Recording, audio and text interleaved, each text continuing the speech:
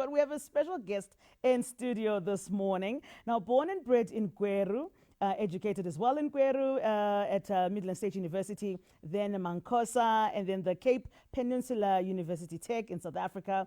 Worked as a math teacher and coding and robotics in Worcester in Western Cape. Now working as a coach, teacher, trainer for the School Turnaround Foundation, as well as the Worcester Robotics. And bringing about, trying to tell us what is coding in, what we're going to be learning about coding today and robotics in marginalized schools. Today we welcome to Good Morning Zimbabwe, Kudakwashe Takawira. Good morning and welcome. Thank you so much for joining us this morning. Good morning. Thank you for hosting me. Fantastic. Yes. Tell us a little bit about your journey into the world of education and robotics. What exactly is robotics? For someone who, I'm just thinking playing with robots, but maybe just break it down for us. Tell us about your journey. Okay, let me start with about where I come from. Right. Actually, born and bred in Gweru, like what you've said. And much of my background is very rural. The first time I get in touch with a computer was when I was in university. Wow. I was told to open an e-learning account. I didn't know what an e-learning account is. They told me you need to have an email account. I didn't know what an email account is. Oh dear. I have to ask them, and they told me something Gmail. That sounded hieroglyphical because I didn't know what's Gmail. Right. So, well, I did manage to do it, but ever since then, that passion, that desire to make sure that anybody who's coming from the same background that I am will not go through the same process that I came across. Yeah. So that's when all this whole chaos started, if I could call it chaos. Right. Yeah. Well, it's good chaos. Yeah, it's good chaos. It's good chaos. So, to be short, a robot is anything, in layman terms, is any machine, any gadget that functions without human effort. That means an ATM is a robot. Right. Those drones that you can see flying with minimum human effort is a robot. Then programming is that process of giving instruction to that particular robot so that it functions on its own. We've been doing that for quite a long time in Worcester. I just started as a math teacher, but eventually gradually evolved into coding and robotics over time due to the emergence of, the pandemic and the fourth industrial revolution. We saw the need and we had to evolve.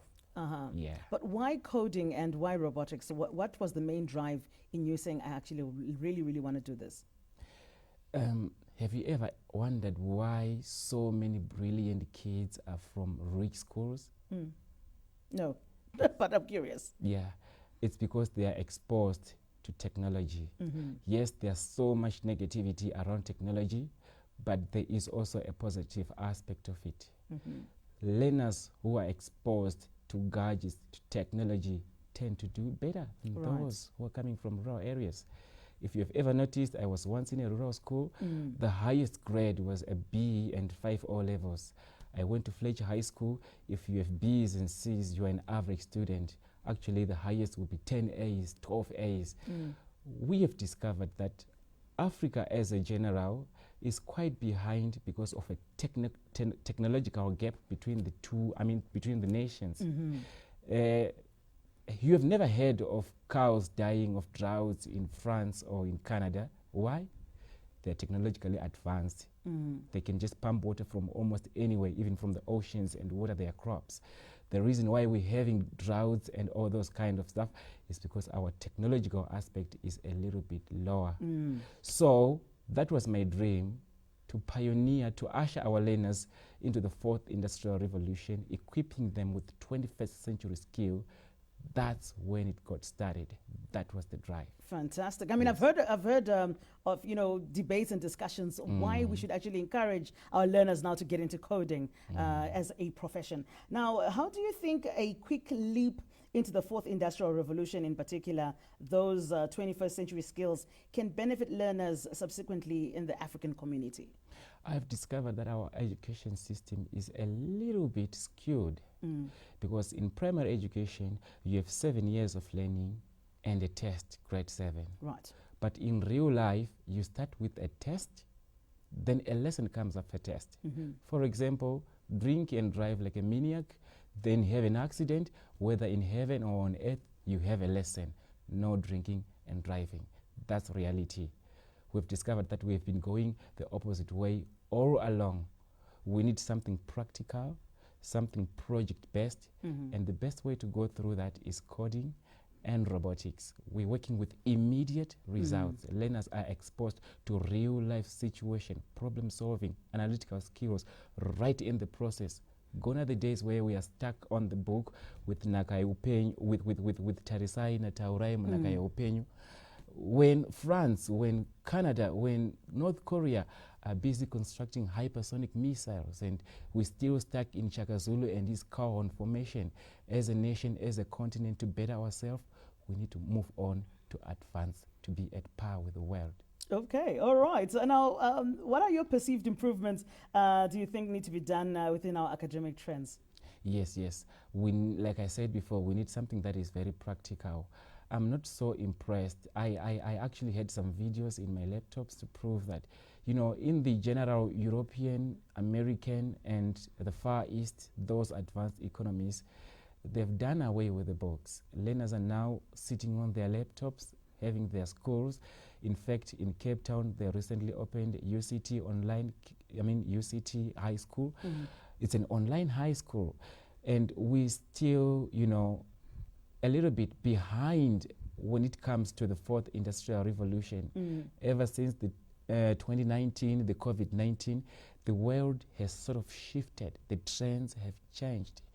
I feel like as a nation, as a continent, and as a race, we need also to shift and to move. They say he who occupies the space first becomes the landlord. And if we continue to stay behind, those who will take a quick leap will become our masters. So we need to move on urgently and be at par with the world. Absolutely. No, I'm just looking at the time. I would really have loved to just go and delve a little bit deeper and get to understand, because I know coding is a very, and robotics are a very complex, department of education. But maybe just before you go, any shows or tournaments in the near future that have to do with coding as well as robotics? Correct. We're having a show in Midlands, particularly in Gweru. We've seen the District Education Inspectorate. They've actually approved it. Hosted on the 22nd of July, on the 18th of July at Fletcher High School. 8 schools are flocking to that particular school for a coding tournament, which is sponsored by Nelson Mandela University in partnership with Midland State University. Nice. We have other sponsors, Helene Business School of Innovation in the United States. They are actually pioneering this. It has been brought to us by, Professor Grayling of Nelson Mandela University. It's quite a wonderful context, and we hope learners will come and watch. Absolutely. What we have to offer. No, we're definitely looking forward to it, and hopefully we'll cover it as it is taking place. And that's our wish.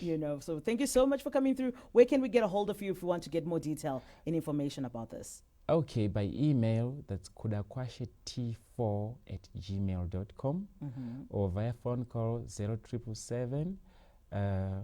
Actually, Zimbabwean number is quite new to me. Okay. So it's 0777. 387-084.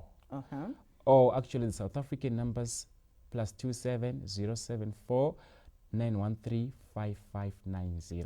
Are you able to give us a social media page maybe where we can find you? Yes. Facebook, Twitter, Instagram? Correct. Find us on ZHS STEM Club. That's our Facebook page, our official Facebook page, ZHS STEM Club. Or the YouTube account is also ZHS STEM Club. We actually started as a club, obviously, fantastic. Which grew to over 10 schools in South Africa, which we're working with, all from marginalized communities. Lovely. Kudogwashe Takawira, thank you so much for coming through, telling us about robotics and coding in Zimbabwe. And we do wish you the best on the 18th when you have that particular tournament at Fletcher High School. Hope to see you there too. Absolutely. Well, there you have it. We're talking all things robotics and coding. Very complex. I know it's in the morning, yes, and we are really like just scrambling your brains a little bit, but that's what we do right here on Good Morning Zimbabwe. We're going for a quick commercial break, but when we return, more news right here. So don't go away. This is Good Morning Zimbabwe.